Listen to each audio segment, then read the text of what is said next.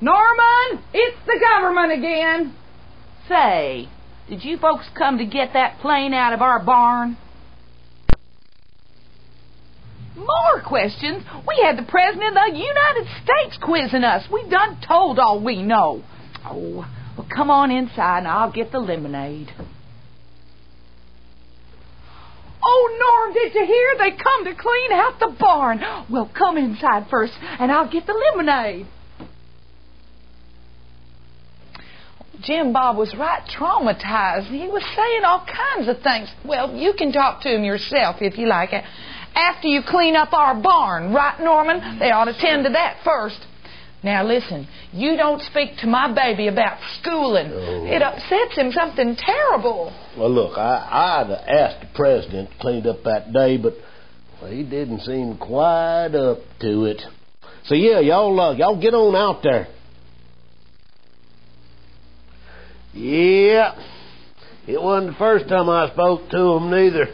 I was in WW2, you know. You know, he recognized me right off the bat. Franklin Roosevelt. I'm so proud.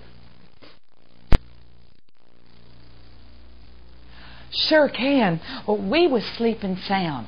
Jim Bob was up, feeding the pigs just for daybreak. Well, scampering up on the bed, here comes Fred the cat. Well, we ain't heard a noise, but the cat and I woke us up, and I noticed the barn a-burning. Yeah, the cat's name is Fred. Anyways, that's when we run look for Jim Bob. Yeah, boy, you bet we did. It was on our property. Everything we found is ours. Except, well, we ain't found nothing. Now, Norman, you done it again. Hey-o. You best tell them about the footstool.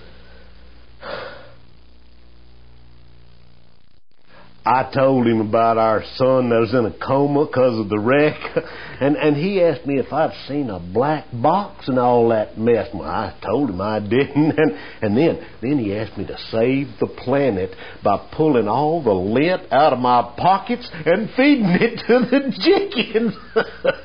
Well, they ain't found a taste for it yet. Oh, Norman.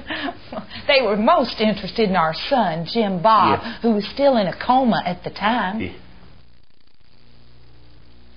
Oh, my baby's still alive, thank God. Yeah. But he was buried in the wreckage for the best part of a day until we found him in the feed cellar.